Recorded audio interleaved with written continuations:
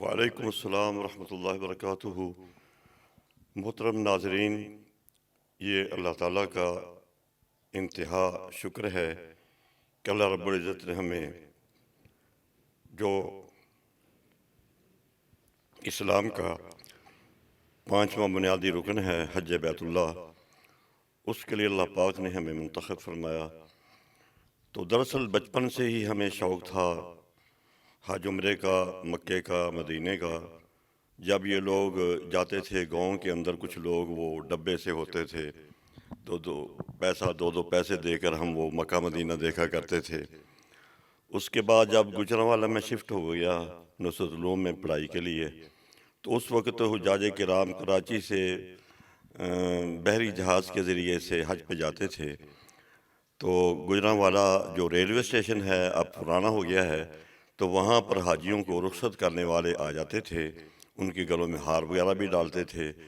تو میرا شوق تھا، میں مدرسہ سے صرف حاجیوں کو دیکھنے کے لیے، زیارت کے لیے آیا کرتا۔ اللہ نے ایسا شوق عطا فرمایا۔ اس کے بعد تمنا تھی کہ یا اللہ ہماری بھی باری آئے گی، ہم بھی کبھی مکہ مدینہ دیکھیں گے۔ تو اللہ رب العزت نے یہ گناہگار کو سعادت نصیب فرمائی۔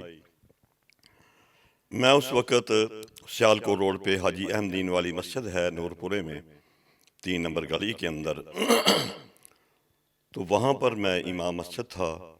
تو وہاں سے میرے کوئی ساتھی گئے عمرے کے لیے، تو انہوں نے یہی کہا بار بار کہ صاحب آپ بھی جائیں، آپ دیکھیں مزے وہاں پر۔ بہرحال اللہ نے انتظام فرما دیا۔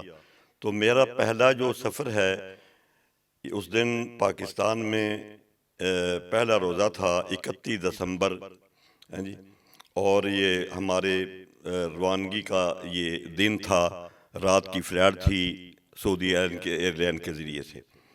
تو ہم پہنچے مکہ مدینہ میں، مکہ میں پہنچے 1 جنوری 1998 کے اندر۔ یہ میرا پہلا سفر تھا۔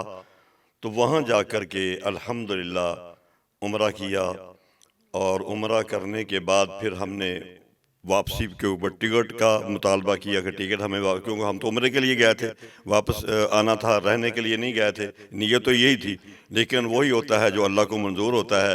تو بہرحال وہاں سے ٹریول ایجنسی والوں نے کہا جی سیٹ خالی نہیں ہے، مدینے سے بھی سیٹ ہماری نہ مل سکی، اور بالآخر 10 دن ہم رہے مدینہ منورہ میں۔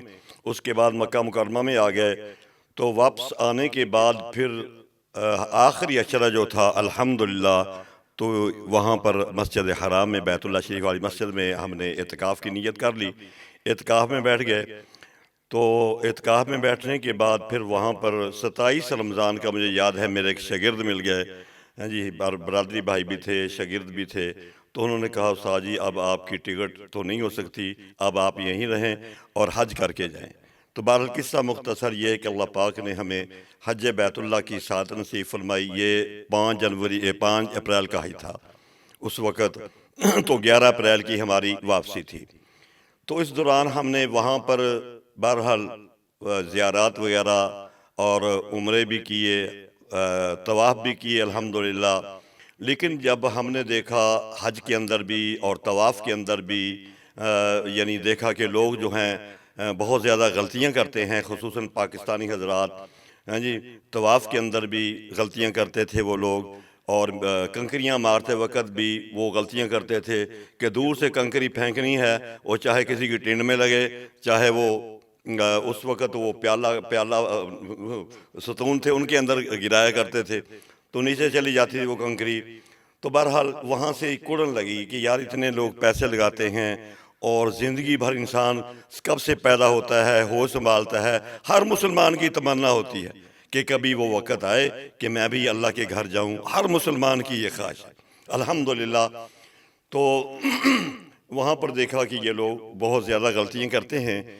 تو پھر وہاں پر اللہ کے گھر کے سامنے میں نے کھڑے ہو کر کے وعدہ کیا، یا اللہ جب تک میری زندگی ہے تو انشاءاللہ میں واپس جا کر کے پاکستان میں جا کر یہ سیکھنے سکھانے والا عمل کروں گا، تاکہ جانے والوں کا یہ عمرہ جو ہے یا حج جو ہے سنت کے مطابق ہو سکے۔ تو اس وقت میں کریا بستی بستی، وہ ماڈل تھا خانہ کعبہ کا، احرام تھا، تو میں پھرا کرتا تھا۔ اب آندھی آئی، طوفان آیا، بارش آیا، میں نے کبھی اس پروگرام کو مس نہیں کیا۔ اور اس وقت ہمارا پروگرام ہوتا تھا تقریباً 3 دن کا پروگرام ہوتا تھا۔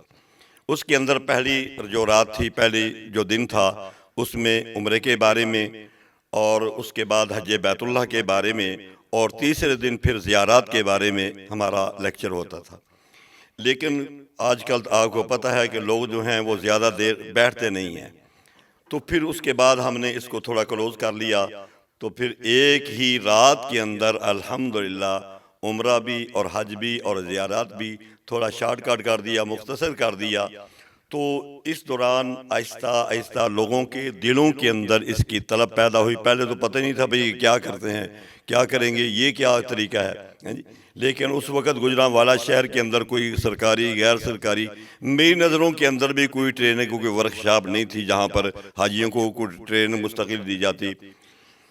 تو بہرحال میں نے یہ کام سلسلہ شروع کیا اپنی مسجد کے اندر بھی، اور دیگر مساجد کے اندر بھی، دیہات کے اندر بھی، مضافات کے اندر بھی، حتیٰ کہ وقت آیا کہ الحمدللہ 2-3 مرتبہ میرا سفر ملتان، اور ملتان سے آگے پھر کروڑ پکا، وہاں پر بھی ہمارا سفر ہوا۔ تو وہاں پر بھی ہم نے الحمدللہ جا کر کے یہ پروگرام کیا۔